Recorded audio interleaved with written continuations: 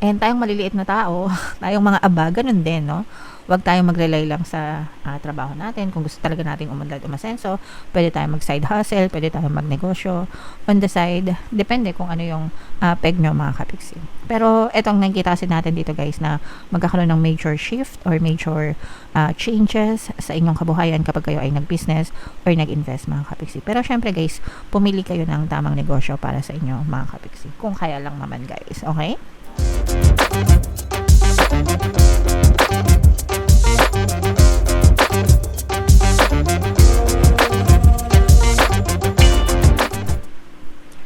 Hello guys, hello Virgo, welcome back to Pinay Pixie Tarot. Ang pamagat ng episode natin for tonight is New Moon Kapalaran para ngayong September to October para sa Virgo, Sun, Moon, Rising Sign, and Venus. Yung ating New Moon, guys, ngayong September ay sa September 21. Tapos yung next na New Moon naman natin ay sa October 21, mga kapiksi. So, ang reading na to ay para sa period na yan, guys. And naka-upload na yung ating 2026 kapalaran, guys. Kung hindi nyo pa napapanood, panoorin nyo na. Pick a card version pa lang yun, mga kapiksi. So, ito yung ating moon message, guys. The energy is gaining momentum. Ibig sabihin nito, guys, mataas yung energy level nyo, no? Or papataas yung energy level nyo. And sa mga ganitong pagkakataon, guys, this is the best time to focus on your desires. Kasi pag malakas yung energy nyo, kung ano yung fino-focus nyo, yun yung nagmamanifest sa buhay nyo. So, kung nakafocus kayo sa kanegahan, syempre, nega din yung ma-experience nyo. Pero kung nakafocus kayo more on your desires, dun sa mga dreams nyo, syempre, yun din yung magmamanifest sa inyo, mga kapiksi. Okay? So, focus on your desires, guys, para mag-manifest na siya. Attune to the moon, I know I'm headed in the right direction, mga kapiksi. Okay? So, yeah, you're always headed, you're always being guided, no, ng inyong mga spirit guides, ni universe, towards the right direction para mapabuti kayo. Yun yung palaging yung iisipin. Okay? Additional meaning nitong card na to, guys, the situation is full of potential. Punong-puno ng potential yung inyong sitwasyon, yung inyong pamumuhay, mga kapiksi. Kaya nga dapat talaga na nakafocus kayo, guys. Okay? Your dream can come true. Totoong-totoo naman, guys, no? And you can be, do, and have anything that you want, mga kapiksi, no? As long as nagfo-focus talaga kayo, guys. Okay? More effort is yet required. Kailangan talaga ng effort, guys. Willing ka ba na mag-effort, no? Willing ka ba na baguhin yung pattern of thoughts mo, yung habits mo, yung ginagawa mo, di ba? Para lang mag-manifest yung mga desires mo. Syempre, guys, meron tayong mga sacrifices na kailangan gawin, no? And mga changes na kailangan gawin, mga kapiksi, para mag-manifest yung mga desires natin. Hindi yan easy, PC na, okay, gusto ko to, boom, yan na. Hindi ganon, guys. Kailangan niya ng effort, okay? A for effort. And review your goals, no? And ensure na committed ka pa rin dun sa mga goals mo. So, dito sa channel natin, guys, palagi akong advice na mag-planning, no? Mag-set ng goals, ng desire, and mag-planning for the entire year. Kasi ganyan din yung ginagawa ko, guys. And ang maganda kasi doon is nakikita mo kung may progress, kung nagpo-progress yung buhay mo or nai-stuck ka, okay? So, that's why it's very important na mag-planning, mga kapiksi. And, yes, keep moving forward, guys. Forward lang tayo, hindi tayo paurong, hindi tayo pabalik sa past. We are all in the present, going to the future, mga kapiksi. So, lahat tayo, pa-forward lang. So, keep on moving forward. Yung mga nangyari sa past, tapos na yun, kalimutan nyo na yun. Huwag nyo nang hayaan na magdusa kayo ng paulit-ulit just because of things that happened in the past. Huwag na kayong ma-stuck sa buhay nyo. Alright? So, comment down below, Virgo, if naka-resonate kayo dyan, napakagandang mensahe. So, shuffle natin to, guys. Habang sinashuffle natin to, panoorin nyo muna yung video natin regarding sa ating paano mag-manifest ng abundance video course. Kapiksi, sawa ka na ba sa mga struggles at hirap sa buhay mo? Masipag ka ba at masikap sa buhay ngunit hindi ka pa rin umaasenso? Ilang beses ka na bang nag-attempt magnegosyo at mag-invest pero palagi ka pa rin nalulugi? Sa pagkakataon na ito ay maaaring may subconscious beliefs ka na nagiging balakid sa iyong pag-unlad at pagyaman. Introducing, paano mag-manifest ng abundance video course. Dito ay matututunan mong ma-overcome ang mga balakid mo para tuluyan ka ng umunlad, umasenso, sumagana, maging matagumpay, successful at maswerte sa iyong kabuhayan, pera, trabaho, negosyo sa lapi at kaperahan ng bonggang-bongga. Dali, mag-send na ng email sa pinoypixie@gmail.com at simulan na ang iyong pagyaman ngayon. Alright, so sa lahat ng gusto mag-avail ng course guys, naka-flash sa screen nyo. Una, meron tayong paano mag-manifest ng abundance video course. Meron din tayong paano mawala ang third party at magkaroon ng harmonious na relationship. And meron din tayong paano pabalikin si ex or vice breakup. Sa mga interesado guys, mag-send lang kayo ng email sa pinoypixie@gmail.com. So, Virgo guys, kaya I represent ng King of Pents. Ito yung ating moon energy mga kapiksi. Latag natin yung spread nyo guys. And by the way, sa mga naghahanap ng mga pampaswerte na lucky charms or lucky bracelet, may mga items guys na makikita kayo sa description box nitong video. Check nyo na lang yung mga items doon mga kapiksi. Ito yung mga sample guys. Ito yung aventurine. Ito naman yung citrine mga kapiksi.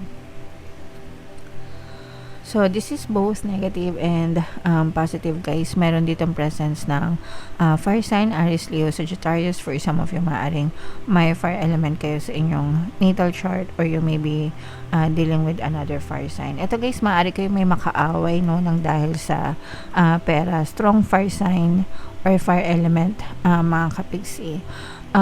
Madidiscover mo yung totoong pagkatao nito mga kapiksi ng dahil sa pera and maaring masira yung relasyon nyo.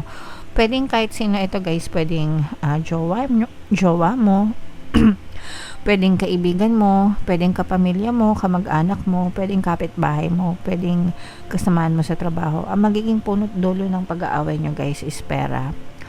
Especially yung mga nangungutang tapos hindi nagbabayad ng utang nila no.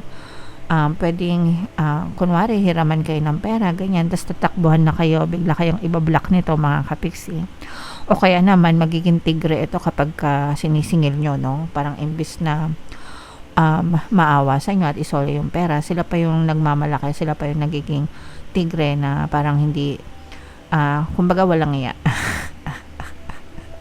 walang iya kasi walang hiya na hindi sila nahiya sa inyo.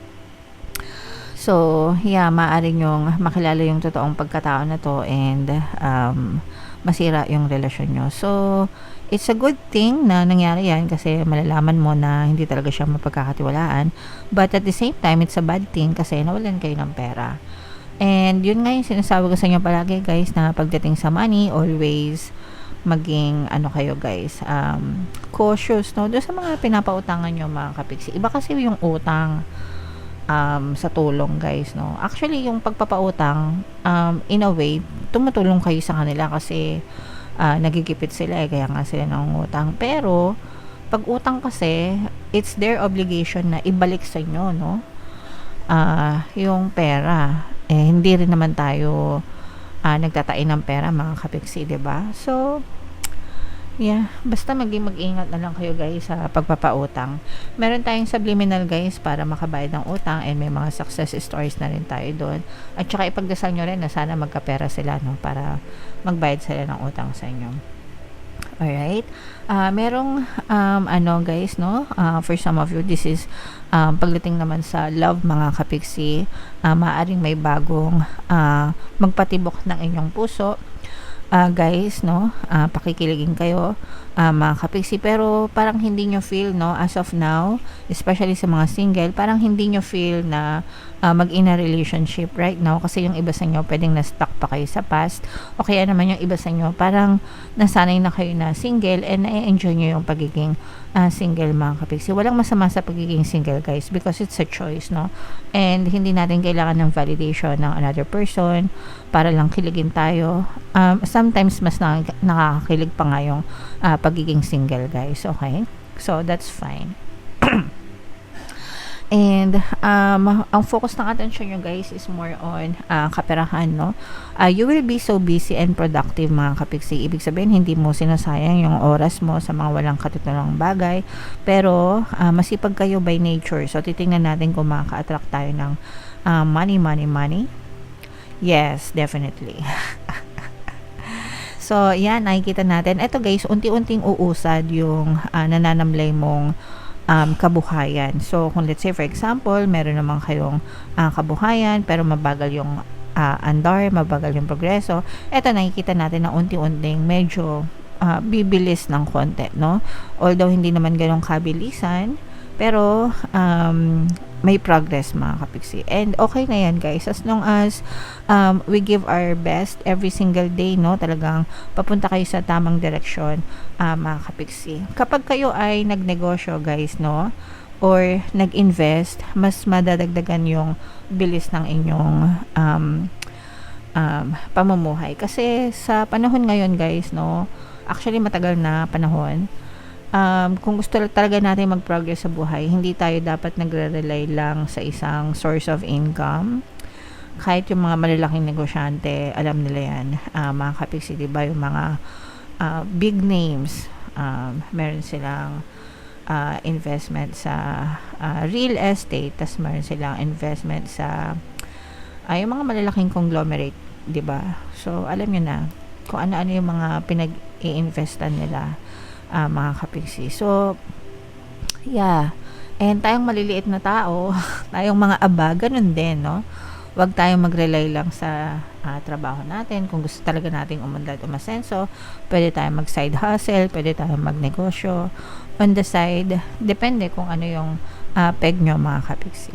Pero, etong nakikita kasi natin dito, guys, na magkakaroon ng major shift or major changes sa inyong kabuhayan kapag kayo ay nag-business or nag-invest, mga kapiksi. Pero syempre guys, pumili kayo ng tamang negosyo para sa inyo, mga kapiksi. Kung kaya lang naman guys, okay? Alright. So, i-mind nyo na to mga positive changes na to, itong pag-usad, no, sa inyong pamumuhay, mga kapiksi. At saka itong love confession, ay sa mga single lang to ha, kung kayo ay taken na manahimik kayo. Alright. And, i-mind nyo na yan sa comment section, guys. Ito yung ating 2026 kapalaran. Panoorin nyo na. Ito naman yung ating success stories ng paano mag-manifest ng abundance video course. Thank you for liking, sharing, and subscribing. See you next time. I love you all. Have a nice day. Bye-bye.